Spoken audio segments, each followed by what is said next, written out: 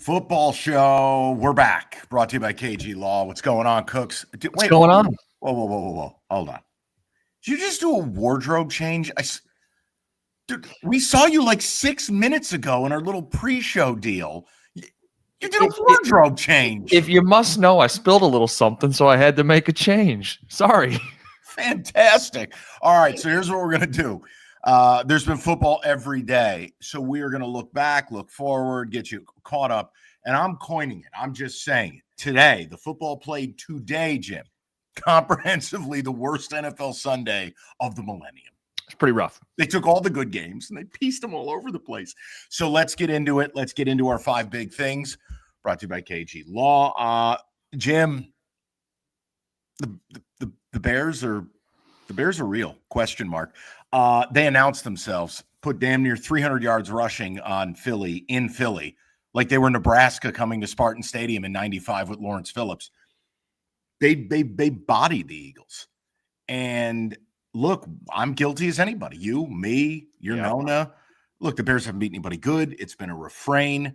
Okay, they went to Philly and dominated the Eagles. We have to take them seriously, right? Because guess what? With the Rams' loss, meet your new number 1 seed in the NFC. The number 1 seed. And yeah, man, I can't do will you have a minus point differential and who have you be? Mike, it wasn't as close as the score suggests. No. They ran up nearly 300 yards. And you know what they did this offseason? Their priority. You get Ben Johnson. You want to do all the fun things you did in Detroit. You bring in a center and 2 guards. Yeah. Amazing what that creates, how that paves paths, even when things aren't always pretty. And they've won some ugly football games. That stability, and in this case, that bullying is how they go into Philly and win. Yeah, and it's also too. Listen, I don't want to make everything related to the Lions, but it's no secret where we broadcast from, and there are people who are here and they do want to hear about the Lions, which we'll get to later. It's also, you don't just line up and run the ball 50 times based on sheer dominance.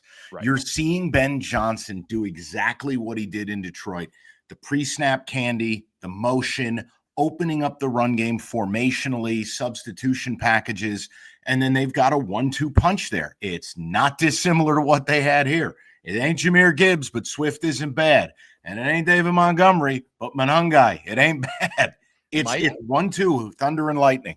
9-1 their last 10 football games. That's not an accident. I don't think you can fake that. And look, I'm not telling you you're going to win every week. I'm not telling you they'll keep this pace up.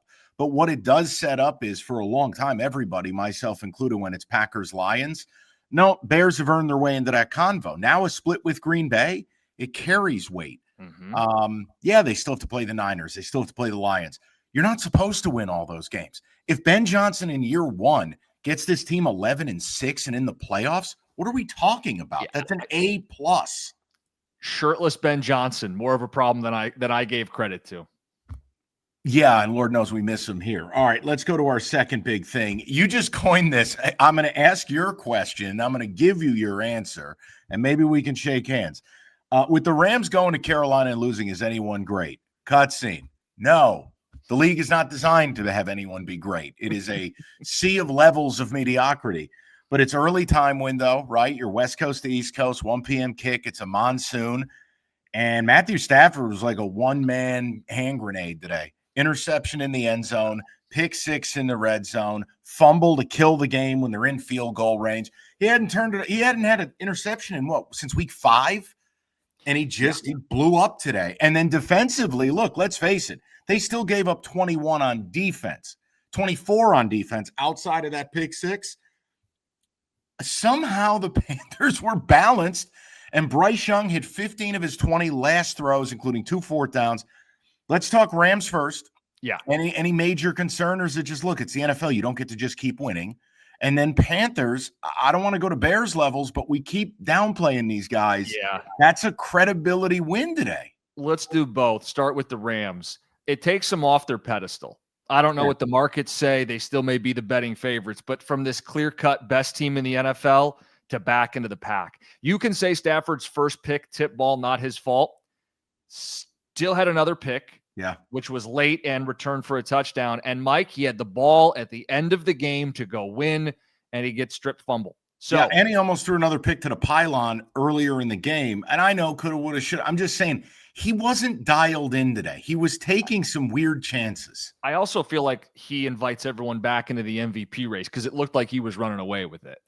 Maybe to a point. Hey, look, ultimately, I still think he's your MVP. I still think they're the best team in the NFC. I got no problem. You want to take them down off the pedestal. Yeah. I don't think they're a monolith. I don't think we have that type of Chiefs team or old school Patriots team. But look, show me again. Look, if they come out and look like this again, I'll have a bigger reaction. Yeah. I just think it was a rough game. Talk to me about Bryce Young. Talk to me about Carolina, because for me, Dave Canales deserves some serious consideration to just, even if you invite the guy to the dinner with no intent on giving him the award, Coach of the Year stuff. Jim, they've entered the chat for the playoffs now. They needed that game desperately, and they got it. That's win 7. We got to the midpoint, and I thought they were a great story because they were doing this in spite of like a big leap from the quarterback. Mike, they showed a graphic today, and it's Bryce Young with Peyton Manning and Josh Allen. The comeback thing, the fourth quarter thing? Yeah. 11 game-winning drives by age 24. He's the youngest to ever have 11 game-winning drives. Now, some of that you have to be trailing, but some of that you got to find ways. And Mike, on 2 different fourth downs, not 4th and 1 where a little pitch, he had to make throws down the field multiple times to win the game today. He is. Look, I just have a hard time. I know he's vertically challenged. There are physical limitations. None of that changed, but he did this in college too, man. Against big, fast, strong athletes, he found ways to make plays. You think they're going to stick with him? At this point, yeah. Okay. Yeah, I mean, it is a rookie scale deal. Maybe you do another year of insulation. And let's face it, I don't think anyone's demanding a Super Bowl if they can make the playoffs. And look, we just saw what took place with Minnesota. I mean, they got off of Darnold and got in the J.J. McSizzle and Bob Brosmer business. Well, and think about this for Carolina. They will play the Buccaneers twice at the final month or so of the season here. They can win this division still. Well, and again, it muddies up the NFC waters, because whether you're a Cowboy fan, a Lions fan, a Packer fan, you do not need another team threatening the 10-win threshold. That is not what you needed on your Thanksgiving weekend. Let's go to number 3, and this one is for cookies because it's more overriding. And I wanted to enter Buffalo into this too, but it's titled When Love Dies.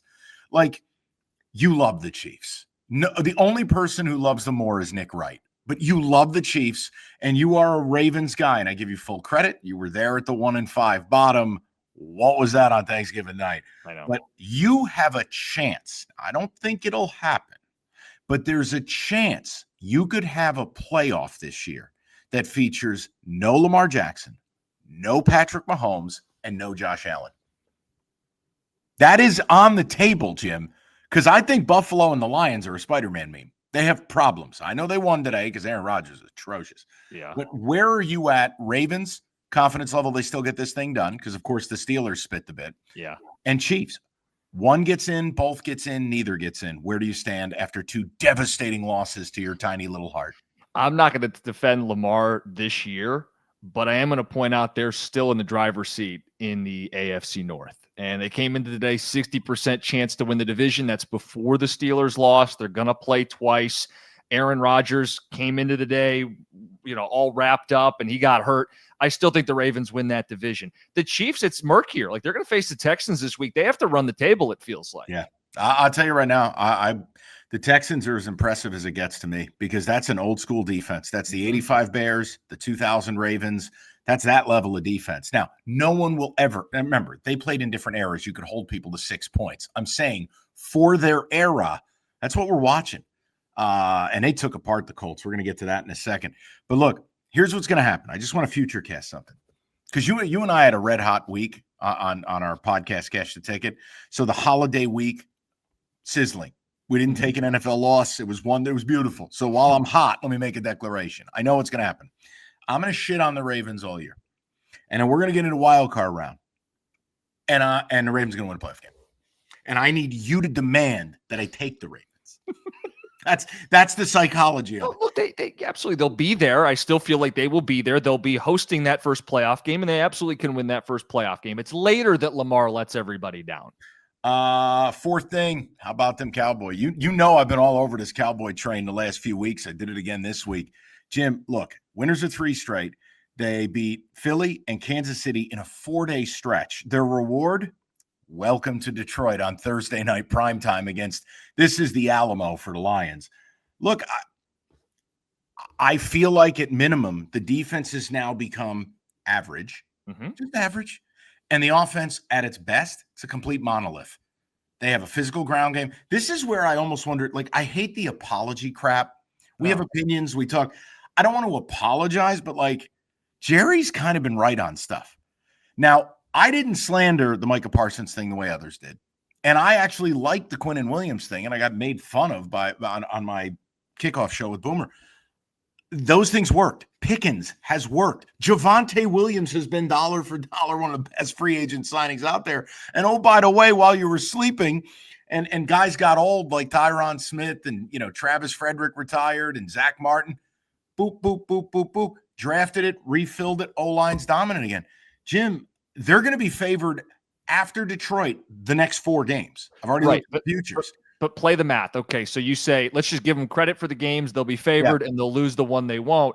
That means they're going to go 10-5-1. Does that get you in? 10-6-1. Or excuse me, 10-6-1. Does that only get you in? Remember, because of the tie, it does make them bulletproof almost at the 10-win mark. No, if someone gets to 11, yeah, you're right. But here's the question. It does feel like 11 is the number we're going to use for the Lions later. Yeah. Dallas needs to beat Detroit for me to believe they're a playoff team. Fair enough. I just wanted to make a point. They're here. I don't think anyone's going to be excited to play him. Dak, put him in that MVP conversation. I don't have a problem with it. And Jerry Jones, I know for all the bullshit, they've made some sharp moves, man. That team they're a lot. This is the other thing that people make a mistake with. And guys in our business do it. They get attached to these results in week 1 or 2, and then they want to hold that result up like a Heisman Trophy in week 14. And it's like, dude, if you can't see the difference between the Chicago Bears in week 2 and week 12, or the Cowboys in week 2 and week 13, then I can't help you. What's past is past. It's a part of your record, but it's not who you are today. Well, there's no way anybody thought they were going to beat Kansas City on Thanksgiving Day a month ago. So, I like the 3.5 points, but I felt good about it. But I'm saying a month ago, you would have said that they're going to be slaughtered at home for the nation to see. Jerry's going to have his face shoved in the dog poop and the cow poop. Mike, they won the game, and you're right. They've got 2 difference makers on the outside. A quarterback can sling it, and with the defense that gives you at least enough of a chance, they're a problem. It also shows you, too, how a change of scenery can help a guy. Quinnen Williams looked like a guy who hated playing football for money with the Jets. He goes to Dallas, and you're going, oh, there's the all-pro. Well, that's nice. And it does open up the possibility that they do spring the upset this week. I'm talking about someone like Quinnen Williams. That's where the Lions are vulnerable. Yeah. All right, last one. Let's talk Colts because I think the AFC South, it warrants a discussion now. And I was in a wait and see. I wanted to give it 1 week with Daniel Jones playing through a cracked fibula. Didn't have that on my bingo card. And what did they do? They lose. I mean, it's another week they don't get 100 yards rushing. Daniel Jones doesn't look the same. The protection doesn't look the same. The running game doesn't look the same. All of that means that the vertical passing offense doesn't look the same. Defensively, since Buckner got hurt, look, the Texans went on the road in the division and took care of business. I thought they screwed up with some analytics. I don't know what we were doing here, D'Amico. You got the number 1 defense in football. You're up 4. It's the 4th quarter. Let's make it 7. We don't need to do the gutsy stuff. Just go up 7. You got a bunch of dogs over there. Let them eat. I don't think he gets enough credit nationally, D'Amico Ryans, because they had to survive without Stroud for multiple weeks. Yeah. This defense, his side of the ball, is number 1 in football. And, Mike, they aren't just line it up with our front 4 and get home. They do a good job of showing blitz and bailing. It's complex. It's not just we've got better players. They do. But it's also a well-schemed defense, and it's what's got them all the way back in this thing now. I was never a Colts guy, and for anybody that was doing the Jonathan Taylor MVP, this is why running backs don't win MVP. No, you can. I'm guilty. I brought it up a couple of times. If the guy was scoring 3 touchdowns a week, we talked about it. I know. Have to have as a running back. Well, you basically got to have a 30 touchdown season. Well, but there's this thought like MVP, why has it become a quarterback award? Because the quarterback's the most valuable. And I think you see Minnesota. That's why. And it's no knock on Taylor, the player, but how much of an impact can he have when your quarterback plays not any good and people can stack the box and make life miserable? Mike, he ran for like 80 yards on 20-plus carries, just a really inefficient slog of a game. But what you're highlighting is also why I've said for years we do not pay running backs. Like, I do not want to pay running backs. I think you can draft them. I think you can find them. I'm not telling you they'll be as good as the guy, but I can take the 20 mil I got to spend on the guy, and I'll go get a big heavy up front on either side of my line, and they'll impact winning more. So I'm with you. Now, who are we going? No, we're not doing this Duval shit again, are we? So I want to say Houston's winning this division. They got KC this week. Could they win out? They get Houston. They get Indy in Houston near the end of the season. I think it's Houston, right? I know, but the Jags are in first right now. I had to make that point. I know they beat the Titans. I can't trust them still. Yeah. It would be the Texans, because that defense, if I rank out every unit in that division, that singular unit is the best unit, and I don't even think it's close in that division. Yeah. Can they carry Houston? Yeah, I think they can. I probably would go Houston. Like right now, I don't know what the number is. I haven't looked. What number would you need to take the Chiefs? Don't tell. Now, is that game in Houston or Arrowhead? Forgive me. I don't know, but I'm going to guess it's north of 5, right? Let's pull it up. We can do this for people. Yeah, I don't care. We're live. Let's just give me a number. I'll give you a number here in a second. All right, but that's it. I just had to ask the question so we can get to a word from our sponsor. We can get to the rundown with your updated number and maybe another wardrobe change. Evan, I got it. What do you got? 4.5 in KC. KC favored by 4.5. No way. Give me the points. Okay. Look, we saw that defense damn near beat Kansas City last year before the scriptwriters took hold and called a bunch of bogus personal fouls. You remember that game? No way. Oh, to hell with that stuff. No, give me the Texans. All right, let's get a word from KG. We'll get to the rundown of some of the most egregious football ever played. All right, tell you about KG Law. Someone you care about's injured in a car accident, you need KG Law. Lawrence KG and KG Law specialize in car accidents. You're going to get that personal attention to detail from someone who cares about you. Let me tell you about Lawrence KG. He's a Detroiter. He's a down-to-earth dude, and he's someone you want in your corner. He built his business doing things the right way and delivering for his clients. KG Law's won millions of dollars, 98% success rate. Check him out, 877-KG-CARES. It's right there on the screen, KAJY, KGCares.com. Our rundown brought to you by Hungry Howie's. You see that delightful logo floating near Jim's head. No wardrobe change. Atlanta at the Jets. I'm just proud. That's all. I'm just proud because Raheem Morris is so garbage. That team, that franchise, they are odious. They are garbage juice. They're not even the garbage. They are the liquid at the bottom of the bag. As the Jets win 27-24, Atlanta found every way to lose. You muff a punt. You give up a kickoff return for basically a touchdown. You blow a cover on A.D. Mitchell. Who the hell knew he was even alive? Again, all I'll tell you is this. I stood by Aaron Glenn when they were winless. We saw it here in Detroit with Dan Campbell. I think it's starting to take hold for Aaron Glenn. They traded their best players. This team isn't laying down, and they're not supposed to measure up against the Green Bay Packers. But like they're winning some games. They're competing. They've got a gaggle of draft capital. I thought it was a really nice sign for Aaron Glenn to win that game and to keep his program moving forward. This time of year, when you're a bad football team, people are swirling and there's not a lot of nice things to say. This is legitimately a bad team with upside. Dan Campbell's first year in Detroit, they won 3 games. With the win today, the Jets now have 3 wins. Yeah. And it was not pretty, right? You had a punt return to set you up. You had a muff punt to get a touchdown. It doesn't have to be pretty. You need buy-in. He's got buy-in. That's as good as anything you could have right now because no one thought they were making the playoffs. No, and look, I think they have their tackles of the future with Fashanu and Membo or whatever his name is. You've got Breece Hall. If they can get him to stop talking about getting traded, you have Garrett Wilson. You need a quarterback. That's it. They get a quarterback. It's going to exponentially move the thing forward. I'm just going to blind faith trust. Aaron Glenn's going to get that defense going the way it needs to go. And they've got the draft picks to do it all. So nice job for them. For Atlanta, just burn the whole fucking thing down. Honestly, just burn the whole thing. Just trade everyone. Burn it down. Start over again. It doesn't work. This collection of players, the people that coach these players, it is a collection of complete losers. They just find ways to lose. Just, you're done. All of it. It's over. Is that too harsh? I mean, I'm sorry. Oh, but what about Bijan and Drake London and Kyle? They lose. They just lose. Dolphins, Saints. You know who the losers were? Anyone who watched this shit. Dolphins 21-17. Here's the nicest thing I can tell you. Achane was electric and physical.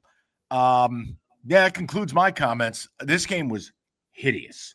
But I do have a question for Jim after he tells you about all the ways the Dolphins wanted to lose this game. Yeah, it felt like they were really doing everything they could to lose. You give up an onside kick, you can't score in the second half. They had a field goal, and they had 2 points going the other way and a 2-point conversion. The only points they scored, begging the Saints, who had the ball late with a chance to win, to beat them. This counts as a win for Miami. Nothing inspiring about it. All right. Why do teams do this? Ready? You know you're bad. You know there's no scenario you'll be good. Why do you use a second or a third round pick on a quarterback? Because then you're terrible again. You're going to take that quarterback, and it's going to be like that commercial that plays during all the games on Fox, the quiz with balls. Bing! And you're going to send the quarterback into that pool of misery, and you're going to draft another one. Ergo, you wasted a second or third round pick. Why did the Saints take Tyler Shuck as if that was the fucking answer? And now you're going to be picking number one. Shuck is dilly-dilly in the pit of misery, and you vaporized a pick.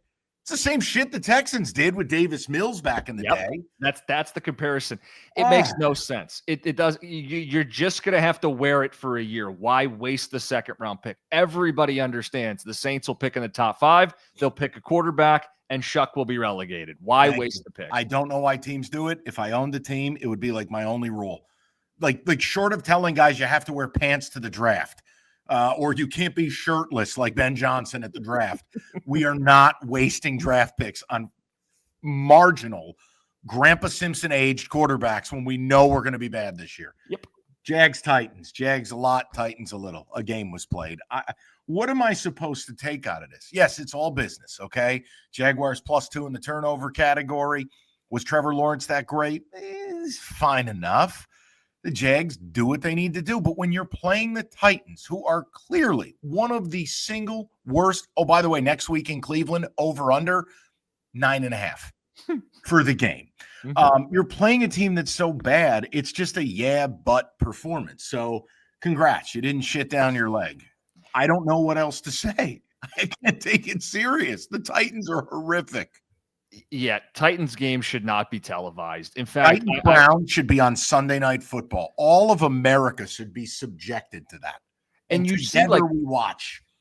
I even had to go back. I go, wait, how did the Titans win a game this year? Do you remember the game they won this year? I don't know, through osmosis. I have no idea. Like the Cards, like the Cardinals let them win the game. Okay, hold on. I remember this now. The Cardinals had, I think they had a fumble 6. Then I think they had a sack, and it was on the 1 yard line. They were up 20-7 in that game and melted down. That's how. That's it. That's sad. All right, Bucks Cards. Bucks win 20-17. Here's my problem in all of this. I didn't think the Bucks looked good at all. Very, very sloppy. Bad end zone interception, red zone penalties, drops. Look, the Bucks have just lost steam. Now, I understand. Get out with a win. Next week, I mean, you take in New Orleans, you get a little more momentum. Hopefully, you get to 8-5. But beyond it, the Bucks have got to get their juice back, man. It is just not there right now. Yeah, but I'm going to look at it a little differently. No, it wasn't inspiring, but they had lost 3 straight games. Panthers are on their heels. Panthers beat the Rams. They had to win this game today. They get Bucky Irving back. He finds the end zone. And Mike, they had to hang on. I know Baker's dealing with something, but here are their final 4 drives. Punt. A field goal on a 0-yard drive. They got to take over on downs. Oh, a little change of possession. You play with your food and just take the 3. Yeah. So punt, field goal, punt, kneel down. Like they had to hang on to get the win. But you're right. Now you beat the Saints next week. You start to try to give yourself a chance at the end of the season here. Yes. Niners, Browns. This was our disgusting under. I cajoled you into at under 36.5. And well, they delivered. Thanks, guys. Shadur Sanders, you can talk about it. I'm not interested. The Browns just are god-awful. Muff a punt, disastrous 4th down fumbles twice on a tush-push delight. Drops. You know what the Niners do? Nothing. We're just going to bump along. We're going to hand the rock off. We're going to do what we need to do. It wasn't perfect. It wasn't pretty. It's a 30-degree day, nasty weather, tons of wind. Hey, if you know what, basically the Bucks are the Niners are the Bucks as far as how they played. Survive, advance, move. Niners get, I think, the benefit of something that should never happen. How do you have a week 14 bye? It's miserable. That's insane. Yeah, it's like but guess what? No team's going to benefit more. The longer you wait to get that bye, the more impactful it is. Well, and now you sit there and you realize how well they're positioned. They're up to 9 wins. They still get to play the aforementioned Titans before the season's done. So there's 10. That's their first game out of a bye. Then you got 3 weeks and you're already at double digits. So they're in a great spot, but I'll continue to look at their run game. 31st in yards per carry for a Kyle Shanahan team. That feels like a red flag waiting to happen for this team. Mike, there are 3 touchdowns today. You know the longest touchdown drive they had? Like 20 yards. 32 yards. Yeah. It was all short field. The Browns just went full Atlanta. Yeah. Like we're turning Atlanta into a verb. You don't Atlanta yourself. Vikings, Seahawks. I have an alert. I have a PSA for the United States of America. People, we have found someone. We have hand-selected someone worse than J.J. McCarthy. And his name is Frank Bosmer. Mike, this kid, talk about holy shit. The single worst interception I've ever seen, and I know I have to be specific. What the hell was that? I got to be specific because he threw 4 of them today. But that one, he was horizontal to the ground. No chance of completing that pass. Do you think Kevin O'Connell is just like, okay, what have I done to deserve? Now, look, if O'Connell was the one driving the JJ bus, you got to own it. Yeah. Can they just hand Mac Jones $100 million now over the course of 3 years? Can we just get that done and move forward? Yep. There is no I feel so bad for the vets on this roster, the guys who are putting their body on the line, and you got Frank Bosmer, or whatever the hell this asshole's name is. You got to be kidding me. Mike, and you know who I think we're going to start hearing more from is Justin Jefferson. He looks miserable. They go to him on the bench. Oh, my God. I see a stat come across the screen. Catches today. Tristan Wirfs 1. At the time, Justin Jefferson 0. JSN 0. Tristan Wirfs 1. Yeah, no, it's awful. And again, Flores just basically dusted off the Jared Goff game plan and rolled it out here. Excuse me, that was in the like Flores did everything he could. That defense did everything they could. They killed Sam Darnold. They killed him. I know. It didn't matter. Yeah. If they get a quarterback, they're easily a 10-11 win team, man. That's a good roster. Bills, Steelers, I was bummed. I was actually hoping this was going to be a little holiday magic in the 4 p.m. Steelers got up 7-0, and then done. Halftime, everybody got orange slices and Uncrustables, and the Bills just woke up and killed this team. The problem, look, Bills are down their tackles. They can't really protect. There's no verticality. Like Shakir, they tried to throw a couple balls for 0 yards, but they pounded the rock. They were able to rack up. This is how you know the Steelers are fake. In what world is the highest paid defense in the league who plays in Pittsburgh incapable of stopping a run? 230 yards rushing. Okay, but I don't believe in the Bills at all. Bills are the Lions are the Bills. The one you said that earlier, I'll push back on this. At least the Bills have something they can lean on. They can run the football. Okay. The Lions didn't run it against Green Bay in either meeting, couldn't run it in Kansas City, and didn't run it in Philadelphia. At least I know with the Bills, I can go multi-headed monster, Allen, Cook, run it. Now, is it enough to win the Super Bowl? No, I don't think that is. But I would not put them with the Lions. I think they have a clear strength. The Lions don't right now. Chargers, Raiders, will keep it short and simple. If I am Ashton Genty, I refuse to show up to work. I just don't do this anymore. You can't hand me the football, and then I have 2 people trying to kill me as I take collection of said football. Jim, I've never seen a running back get hit more behind the line of scrimmage than this kid. He has no chance. Here's my question. I'm being dead serious when I say this. Wouldn't you save the 100 touches of pure assassination and just shut it down? It's not helping you win. You made this investment in him. Well, yeah. You know, we're done.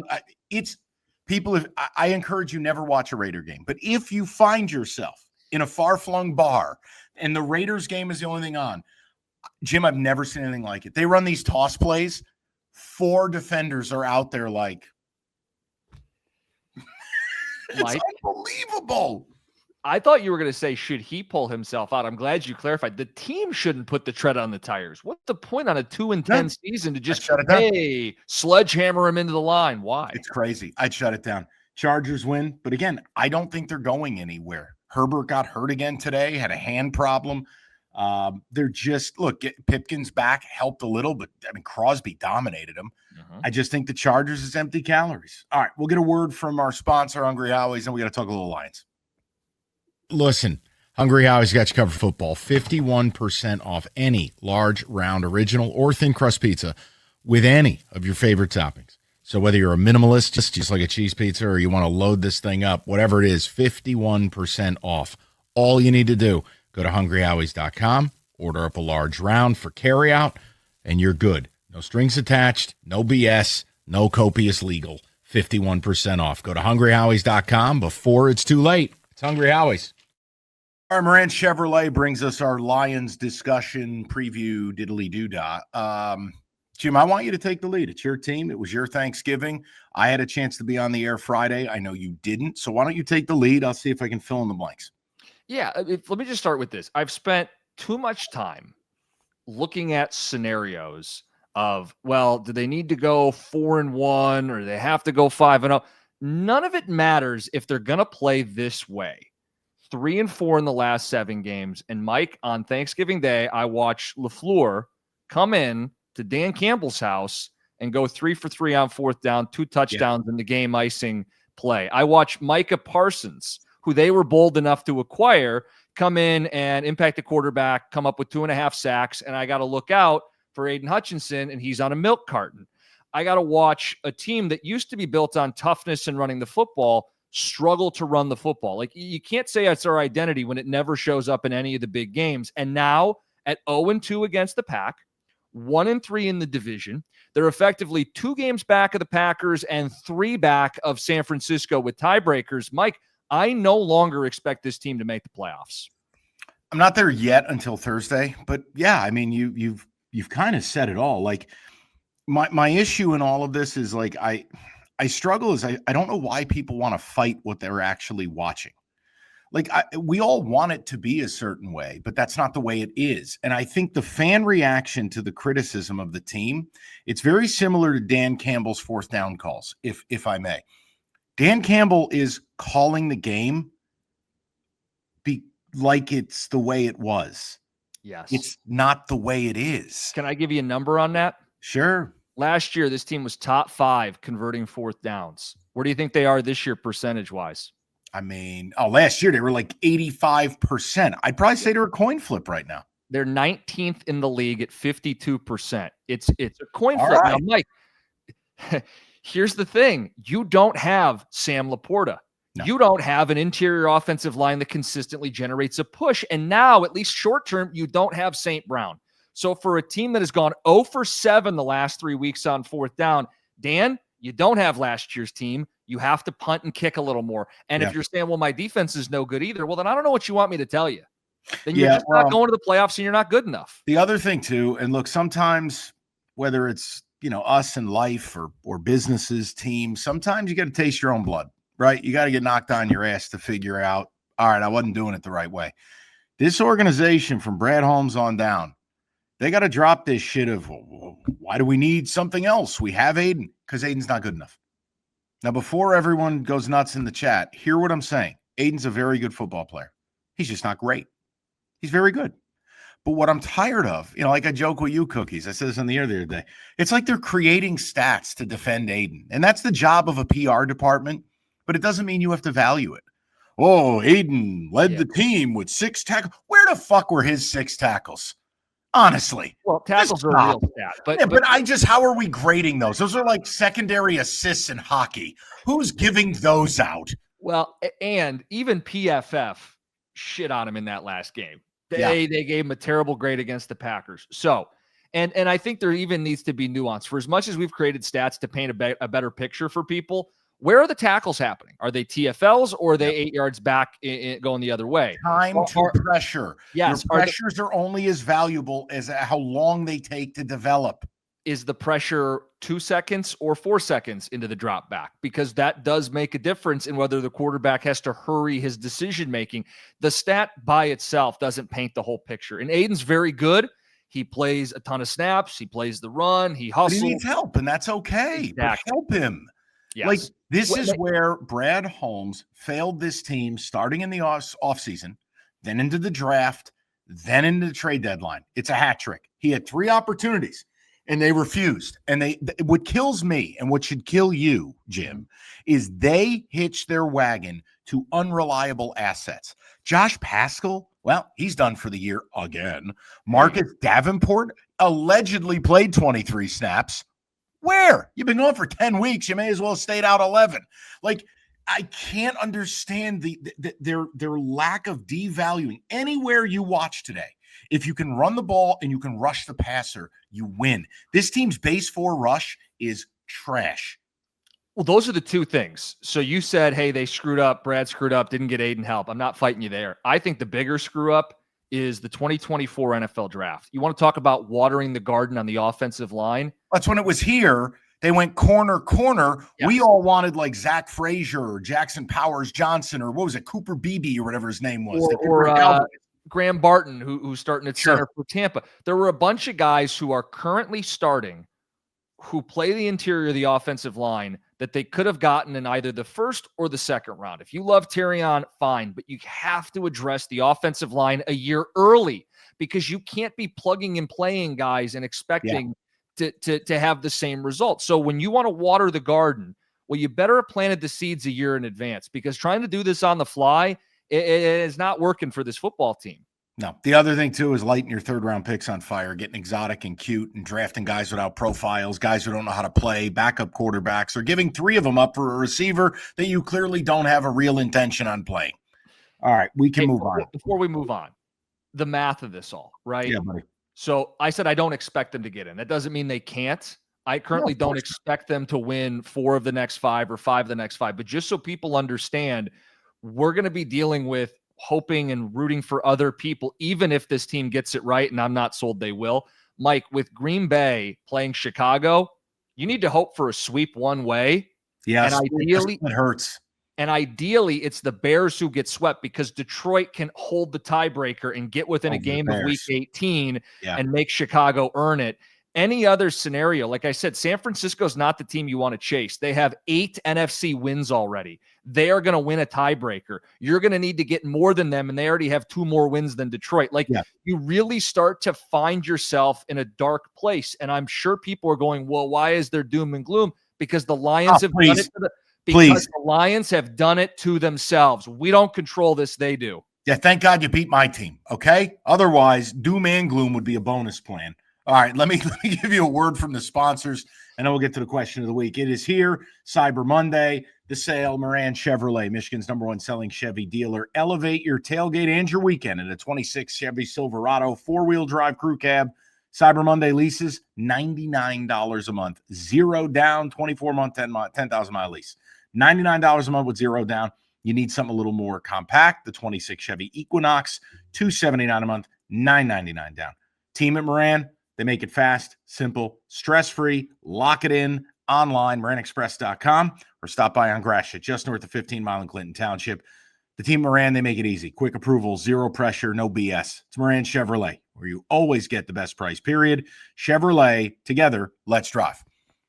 All right, Cookies. We're going to expand a little more, because the question of the week brought to you by C4 Energy is from CJ in Lapeer. Brad Holmes does not like to make big plays when it comes to drafting or trading. How much does it hurt the Lions organization? Again, I'm going to let you go first. I think my stance is pretty damn well known. So, you have to do the obligatory, he resuscitated, he drafted well, he's found all pros. Yeah. Okay. Now you are at the big boy table, and you are competing with big boys, and they are willing to mortgage their future, and the Lions are playing for sustained success. So you're going to always be a step behind other people who are willing to do things you aren't willing to do. Correct. If you want what you've never had, do what you've never done. And for Holmes, it's simple. If this is about selling season tickets and just being good-ish, then that's not going to be the same as what your opponents are doing. It doesn't mean you can't still get home and get it done. But yeah, Jim, I think this offseason they have to take a serious look in the mirror. And it's gonna have some difficult conversations, no matter what happens. Short of them making a Super Bowl or winning it, it's going to be okay. We got to retool. This started last year where they felt like we have everything we need here. We're fully insulated. We don't need others' help, and we're just going to do it our way. Injuries took it away from us. That has clearly been a misstep when you compound it with losing your coordinators. Now, look, this is where Dan Campbell's got to take some heat for the John Morton disaster. We're going to give him credit for Kelvin Shepard, and I'm good with Shep. Yeah. I like what he's done. I think he's a rising star. You're going to lose him soon enough. John Morton was a debacle. You didn't make it. The leaves didn't turn before you advanced him. I mean, that's crazy. Yeah, I think you said something great in there too. Like, okay, we were talking about them making the playoffs, not making a run. Like, I don't see them making a run, which is a huge, hey, you got to look in the mirror and say, what the hell happened? And Mike, in terms of their flexibility, they have begun locking guys up to mammoth deals. Their flexibility was last year and the year before. That is now going to squeeze them. Jared Goff's going to need to be restructured. Their Aiden deals, the walls are going to start closing in on what they can do. They'll have options, but not the options they had last offseason or the offseason prior. So they have boxed themselves in. This core has to do it, and this core we don't even think is making a run this year. No, and look, the Goff thing, be careful too. And this isn't a me thing. I'm fine with Goff. I know the covenant I signed. I heard you on the air last week before the holiday. With the football gods. Yeah, I know what I have to do if he's my quarterback. But the minute you restructure him, you need to understand something. There's no out. Once you restructure that deal, you're going to be stuck with him for probably 4 years. Yeah. So if you are unsure, you can't do that. So that's my deal with Goff, by the way. Like, he hasn't changed. He's the guy they paid after making those playoff runs, right? When they won multiple playoff games with him, and it's not his fault they lost that NFC title game in San Francisco. There's certainly 4 or 5 other things I'd point to first. That guy is still that guy. He hasn't changed. What's changed is the Lions' support around him has eroded. Yeah. So who's responsible? Flow chart, Mike. You love your flow charts. That goes back to the top to Brad Holmes. Yeah, that's where, hey, guess what? I hope you enjoyed the honeymoon because it's over. Now we're all used to winning. Well, what are you winning? And if it's nothing of substance, criticism comes with it. So stop playing dress up at the draft and stop mocking people who want to get pass rushers, and let's get back to work. All right, let's get a word from C4. We'll preview Sunday Night Football. If you have a question for us, get to a participating 7-Eleven and look for the QR code at the C4 Energy display or on the cooler. Scan the QR code and ask the question. For a list of participating 7-Eleven, find the list and contest details at 971theticket.com. C4 Energy is the energy drink you need. 200 milligrams of good caffeine in the performance or 300 in the ultimate energy. And C4, it's not your traditional energy drink. It's next level, sugar-free, made for athletes. They don't fill it with junk. And C4 just rolled out their Jim Costa approved Jolly Rancher flavors, and they study everything. And a bunch of things I can't pronounce are in it, but it's all good. C4 Performance Energy or the Ultimate Energy at 7-Eleven. And remember, if you got a question, get to a 7-Eleven, find the QR code at the C4 Energy display today. All right, Cooks, Sunday Night Football, Broncos laying 6.5 with the Commanders. I'm not looking to sully. You and I had a really nice run here between college and pro this week, and, a couple of nice wins today in the league. I'm not going to force anything. But look, this to me is dicey. You get a team basically going cross-country travel. I never like that. You got a team laying 7 on the road. I never like that. You're asking me to bet on Marcus Mariota. No, thank you. And it's an old defense that looks like it's laid down. So here's my question. If people demanded a play, can I dip into the cookie jar? And I just want to reach in and RJ Harvey plus 110 anytime touchdown. You're just trying to. What? We'll go there. I'm playing his dad in fantasy, and my season depends on RJ Harvey having a rough day. He's got Harvey tonight. So, of course, Mike, plus 110, RJ Harvey. He's also got Broncos defense. So if you can bet on a defensive touchdown, throw that in there too. It is the return of Patrick Surtain in the second. Yeah. He'll get a pick 6 tonight. It'll be your dad dancing on my grave. No, I just think Washington's a corpse, and I do think Denver wants to hammer the ball and get the hell out of there. Go home. Yeah. So how about an underplay? Don't hate it. Denver just doesn't play that way. Their pass rush is wicked. I can't imagine Mariota. Now, look, it's going to be, what is it? McLaurin's back tonight. Samuel is out.